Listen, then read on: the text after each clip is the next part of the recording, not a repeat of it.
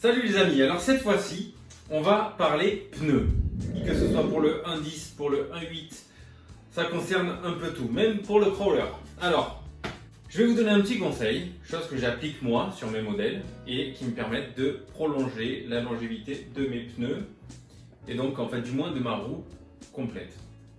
Si j'utilise mon buggy, par exemple la Typhoon, sur un revêtement terre, parfois humide, où il y a parfois de l'eau, etc., l'eau va avoir tendance à rentrer par le petit trou qu'on trouve dans la jante.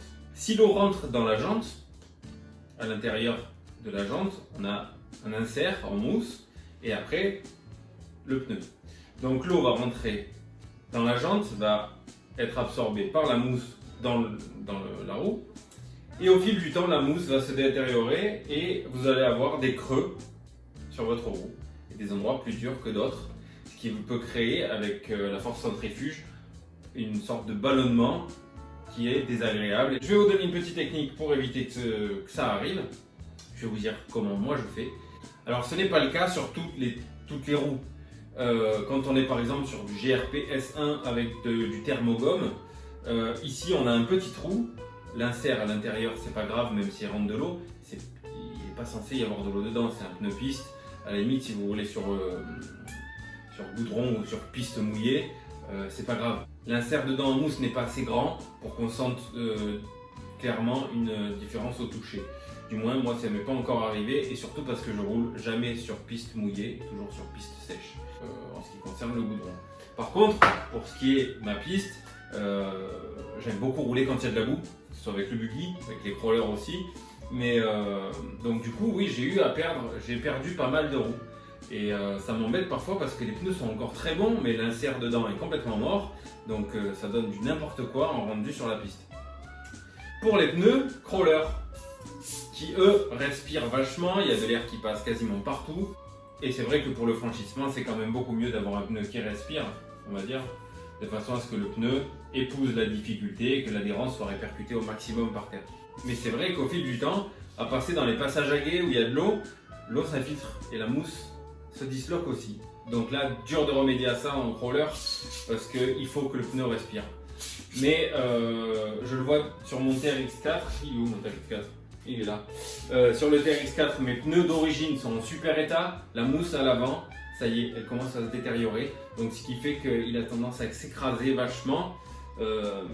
Et dans les dévers, ça me désavantage et c'est pas forcément terrible. Les pneus d'origine sont collés, je vais pas commencer à tous les décoller, etc. Je vais pousser jusqu'au max de la durée de vie de la mousse.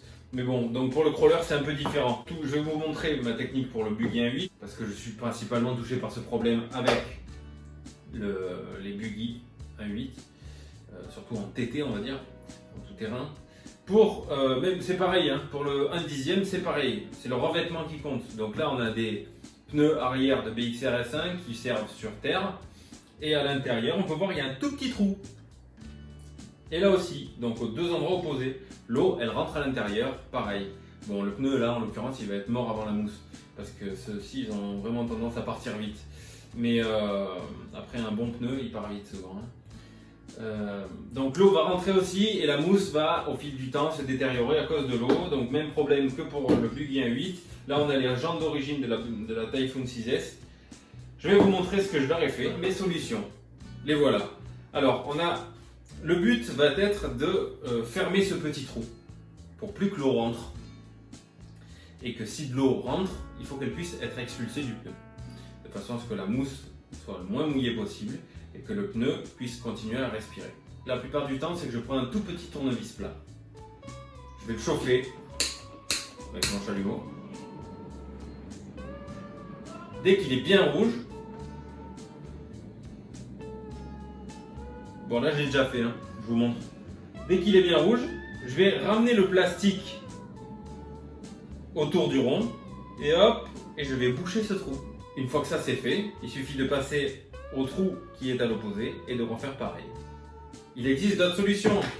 Vous pouvez prendre un pistolet à colle thermofusible et aller boucher les trous. Ça marche aussi, mais ça a tendance à moins tenir, donc je préfère à la limite fondre le plastique, faire un peu comme une soudure plastique et boucher les trous, et là ça bouge plus du tout.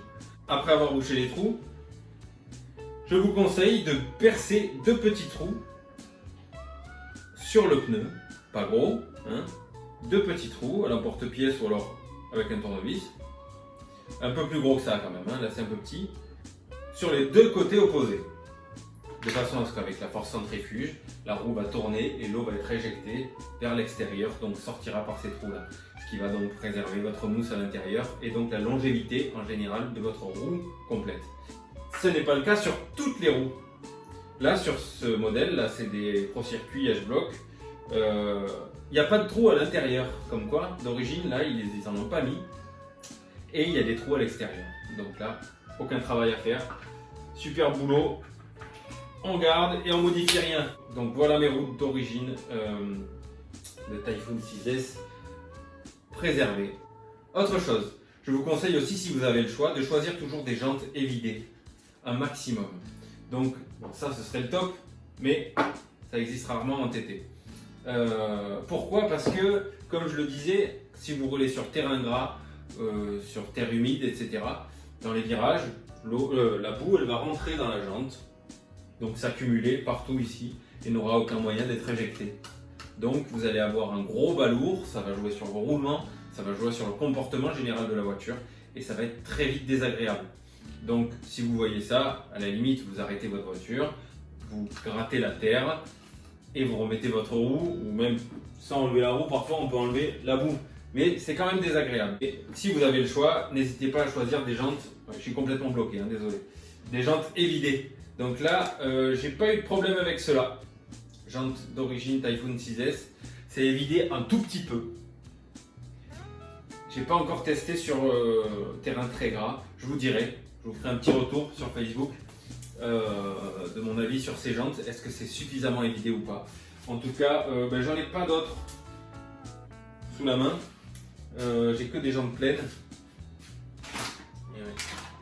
J'ai que des jantes pleines. Bref, donc si vous avez le choix, choisissez des jantes évidées un maximum si vous voulez dans la boue avec votre buggy, et que ce soit en un dixième ou en un huitième ou en un quart ou en un septième ou en un quatorzième ou en un vingtième, etc. C'est partout pareil. Voilà comment préserver vos pneus, vos roues complètes un maximum de temps. N'oubliez pas de boucher les trous à l'intérieur, faire 2 petits trous ici et choisissez des jantes évidées.